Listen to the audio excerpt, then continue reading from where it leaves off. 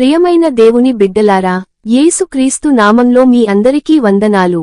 ఈ రోజు మనం దేవునితో ఉన్న మన వ్యక్తిగత సంబంధం గురించి, మన ప్రేమ గురించి మాట్లాడుకుందాం.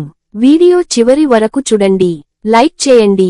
కీర్తనలు 18:1 యెహోవా నా బలమా, నేను నిన్ను ప్రేమించుచున్నాను. ఈ వాక్యం కీర్తనల గ్రంథములో దావీదు రాసినది. ఆ సమయంలో దావీదు శత్రువుల మధ్య ఉన్నాడు, ప్రాణాపాయం ఎదుర్కొన్నాడు, ఎన్నో కష్టాలు చూశాడు. కాని చివరికి ఇలా చెప్పాడు, నా బలం దేవుడే, నా ప్రేమ దేవుడికే. యెహోవా నా బలమా అంటే ఏమిటి? మన బలం ఎక్కడి నుంచి వస్తుంది? మన శరీరం కాదు, మన డబ్బు కాదు, మన పరిచయాలు కాదు, దేవుడే మన బలం. దేవుని బలం అంటే అలసినప్పుడు శక్తి, ఓడిపోయినప్పుడు ధైర్యం, భయపడినప్పుడు ధైర్యం, పడిపోయినప్పుడు లేపే శక్తి. మన బలహీనతలో దేవుని బలం. మనందరికీ బలహీనతలు ఉంటాయి. ఓపిక లేకపోవడం, నిరాశ, ఒత్తిడి, బాధ.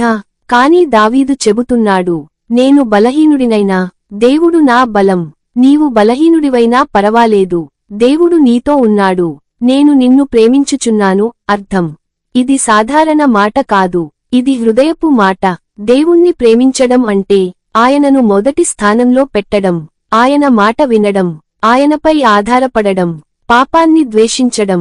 ప్రేమ అంటే మాటలు కాదు, జీవితం. దేవుడు ముందుగా మనల్ని ప్రేమించాడు. మన పాపాల మధ్యలో కూడా, మన తప్పుల మధ్యలో కూడా, మన బలహీనతలో కూడా ఆయన ప్రేమ తగ్గలేదు. అందుకే దావీదు అంటున్నాడు, నేను నిన్ను ప్రేమిస్తున్నాను. మన బాధ్యత ఏమిటి? దేవుడు మన బలమైతే మనము ఇలా జీవించాలి.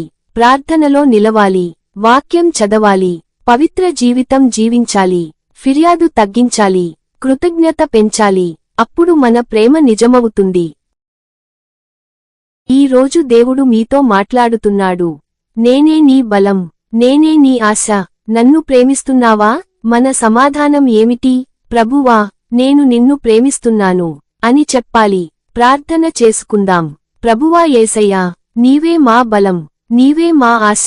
మా బలహీనతలో నీ శక్తిని నింపుము, మా హృదయాన్ని నీ ప్రేమతో నింపుము. మేము మాటలతో కాదు, జీవితంతో నిన్ను ప్రేమించునట్లు చేయుము. మా ప్రతి అడుగులో నీవే మా ఆధారం కావాలి. యేసు నామంలో ప్రార్థిస్తున్నాము తండ్రి, ఆమేన్.